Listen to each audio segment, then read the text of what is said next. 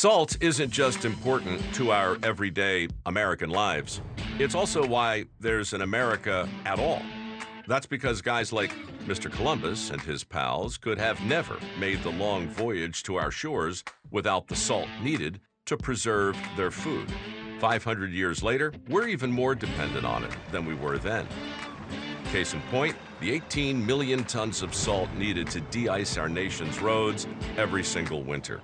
And in the northern states, this year's winter is already here, sending salt producers across the country into a frenzied race to extract this all-important mineral and ship it out fast. But at United Salt in Carlsbad, New Mexico, one of the machines that's critical to that mission is out of service. Looks like we're stuck, high-centered on this right side. I can't go back, I can't go forward.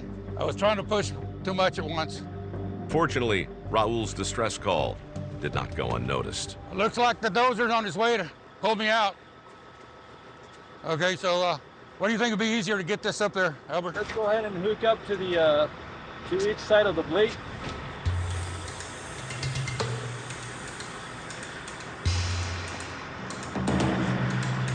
All right.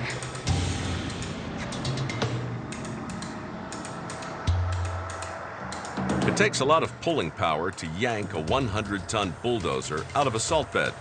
And with the cable in place, it's time to see if Raul's colleagues brought enough.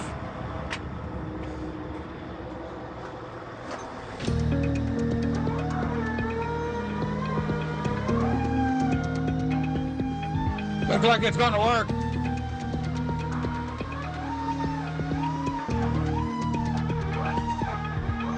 Yeah, there we go.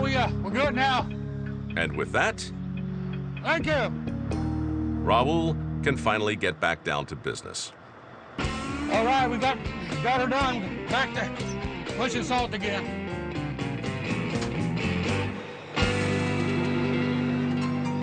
Back at the lake plant, Foreman Riley Smith has also got some catching up to do. Because with several thousand tons of salt now washed clean of impurities, it's time to sort it all out.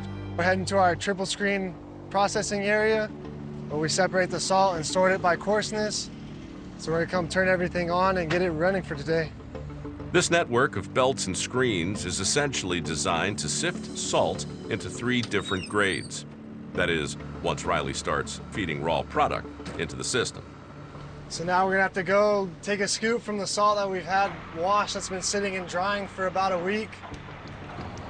And we're gonna take a scoop, 1 scoop at a time, and fill up the hopper and let the hopper feed it to the screen machine on its own pace. The sorting machine can process 1 scoop of salt every 3 to 4 minutes, or about 160 tons per hour, if Riley keeps it regularly fed. So now we'll slowly just fill up the hopper and let the machine take care of itself.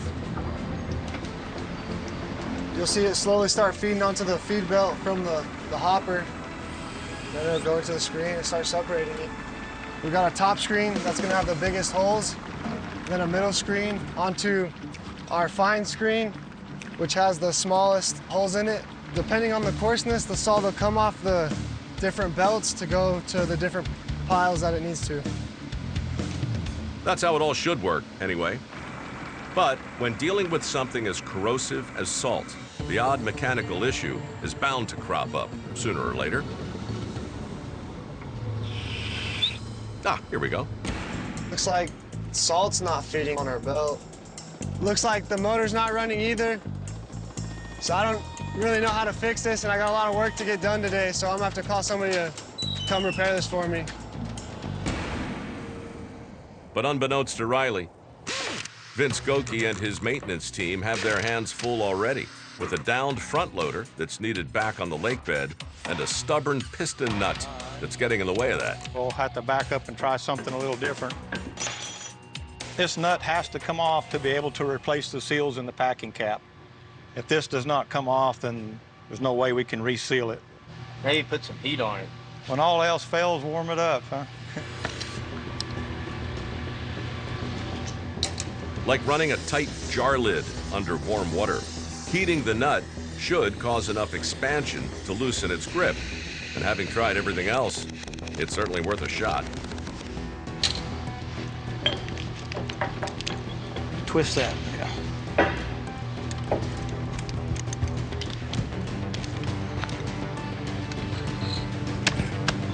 Son of a gun.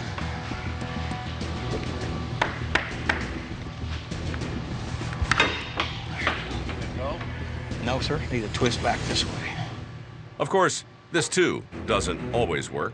So, when that happens, Vince turns to a combination of techniques: Where's the hammer? heat and beat.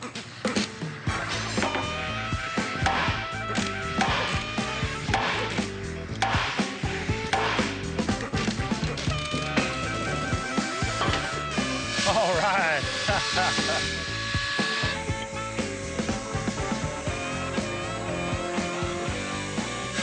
Looks like we've got it. It came all the way off. Finally, Vince and the boys can make the simple fix they've been attempting all day.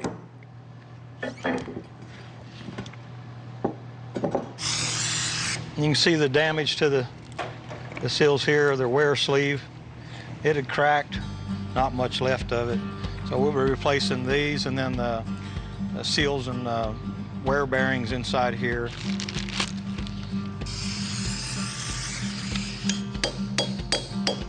There we go.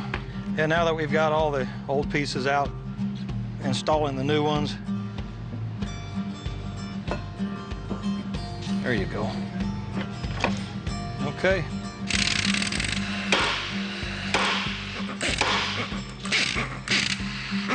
That should do it. We'll go back out there and reverse the process and put it back in the machine.